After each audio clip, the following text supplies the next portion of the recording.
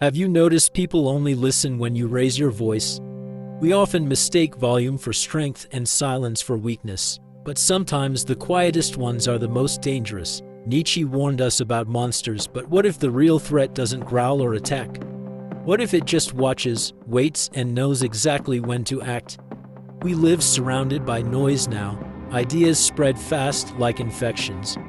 But not every game is obvious. Some are played in the background, in the shadows, in strange feelings you can't explain, in rooms that suddenly feel colder. Think about it. Ever felt controlled without hearing a word? No proof, just a shift in energy. Real power often isn't loud, it's slow, it's quiet. This isn't a lesson in evil, it's a mirror, and what you see might make you uncomfortable. These aren't Machiavelli's rules, but he would have wanted them to be. True power doesn't shout, it waits, it watches, it moves with perfect timing. You felt it, someone walks in, and the air changes. They don't have to speak, they don't have to try. Something about them just feels different. That's power. It doesn't need noise, it doesn't play the game loudly. It shapes the game without anyone noticing. Machiavelli said, "People judge more by what they see than what's real." And the truth is, the eye is easy to fool, because the real threat isn't in a rush. It doesn't force anything. It waits while others fall apart. It spreads without warning. By the time you notice, it's already inside. Real control is calm, sharp, and patient. The loud ones show their weapons. The quiet ones collect them. A steady stare, a long pause, can make others panic. Control time, and you control pressure. Don't force a win. Let them lose trying to beat you. Mystery is powerful. People fear what they don't understand. They want to control what they can't read. But if they can't figure you out, you stay in control. They'll always be just a step behind, and that step makes all the difference. Being invisible isn't weakness, it's strategy. It's like walking through a dark room and knowing where everything is while others bump into chairs. There was a quiet woman once. She always sat in the back, never spoke, just watched. Then one day, chaos hit. Everyone turned to her. She said 3 sentences and everything calmed down. "I didn't speak before," she said, "because you weren't ready." That's presence. Real power doesn't react the way you expect. It doesn't explode. It listens. It waits. It watches. Then it moves, not with anger, but with precision. No drama, just shift. When you try to push it, it doesn't push back. That silence cuts deeper than a scream, because you can't beat what you can't figure out. That's real control. Not over people, over the situation, the environment, the rules. You don't fight them. You remove the floor under them. Like pulling a bridge. The moment they step forward, change the setup, and they fall on their own. You don't need to win the fight if you've already written the ending. Focus on the space, not the person. Shift the tone and suddenly nothing feels steady.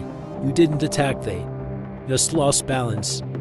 One time, I was blamed for something in front of everyone. They expected me to argue. I stayed silent, and they started to fall apart. Their ego, their guesses, their certainty all collapsed. That's the second rule. Don't fight them. Move the ground. Let them chase shadows. Let silence trip them. Let them blame gravity. You never lifted a finger. Change the mood, and the same moment becomes a threat. Now, you control what they feel, because a whisper hits harder than a shout. An empty reaction can shake someone, not by force but by doubt. It takes a calm mind to play this game. You're not trying to convince anyone, you're shaping things behind the scenes. It's like chess, but with time, small moves, slowly building pressure. Shifts so smooth, people think it was their own idea. This isn't magic, it's psychology. People change with the world around them. You can use that to trap them or to free yourself. Just remember, those who use force are stuck reacting, but those who control the environment, they become ghosts, unseen, but untouchable. The best revenge isn't hurting someone. It's changing the world so they no longer fit in, want respect. Step back, make people earn their access to you. Want control, change the rules, make the game yours, and then let them play it. And when they feel like they're winning, just take one quiet step back. Not because you're losing, but because you already planned it that way. People don't break from pressure, they break from their own pride.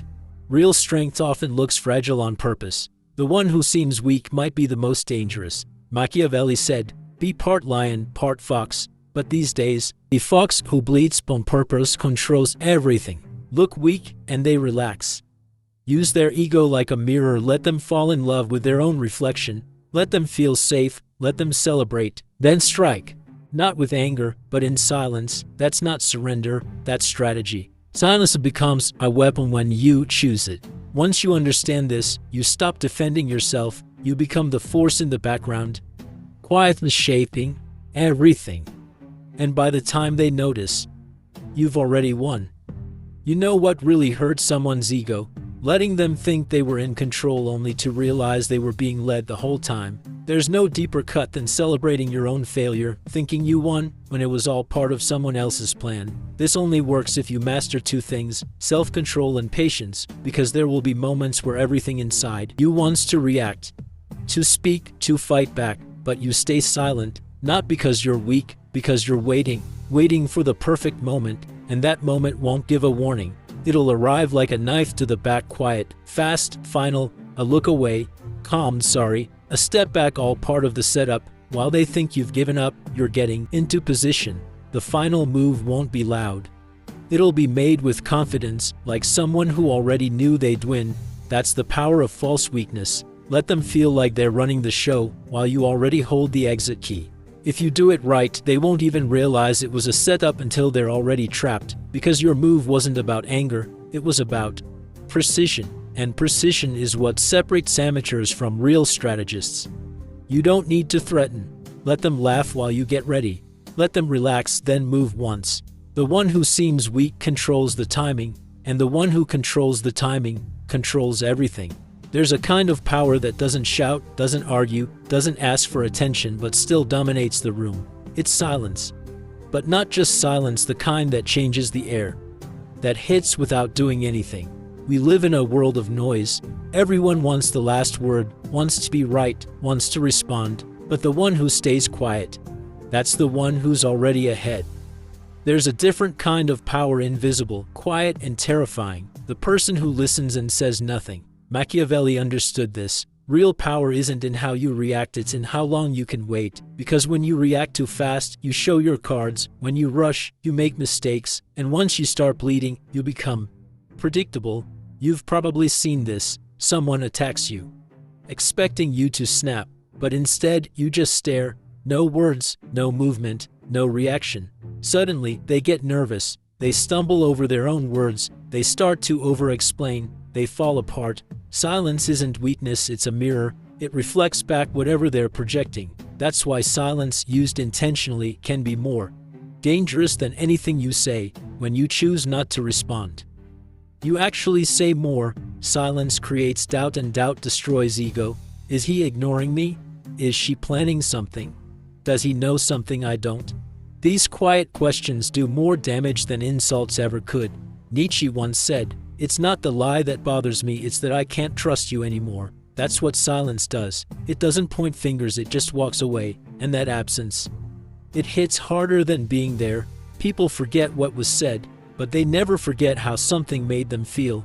And silence creates a feeling you can't name, something that lingers, like a myth. And myths are harder to destroy than facts. In a world obsessed with fast replies, those who stay silent stand out. They shift the balance. They stay in control. Because they remove the other person's favorite tool, control. Silence says, "I saw everything," without saying anything. It causes fear without lifting a finger. And the more they try to figure you out, the more they reveal about themselves. Not all silence is powerful. Only silence with purpose is. Not silence from fear, but silence with confidence, with posture. Not shrinking away, but like an archer holding their bow. A surgeon ready to make the first cut. A wolf waiting in the dark. It's not the absence of power, it's power being held back. A quiet message. I don't play by your rules, and people fear those who don't play by the rules. Once, I was pushed to speak out in public. Everyone waited for a statement, a defense, anything. But I stayed silent. I just watched, and that was enough. Their arguments fell apart on their own. Silence protects you from saying something you'll regret, from wasting energy. It forces others to fill in the blanks, and they usually fill it with fear. Machiavelli once said, Perception is more powerful than reality, and silence feeds perception because it leaves space for imagination. That's how fear works. You don't even need to do anything. Using silence as power doesn't make you cold. It means you're grounded. You know that sometimes the most powerful scream is the one you never say. The right silence at the right moment can completely shake someone. Not because they weren't heard, but because they couldn't figure you out. Want to leave an impact? Don't explain, don't argue, don't justify. Just be still. A presence that says more by saying nothing. And the most haunting part, they'll remember your silence. It'll echo longer than anything you could have said, because the real enemy, the most dangerous one, is the voice in their own mind. Real power isn't loud, it doesn't rush to be seen. It waits silent, invisible, watching everything. While others fight for control, you control the space, the mood, the timing.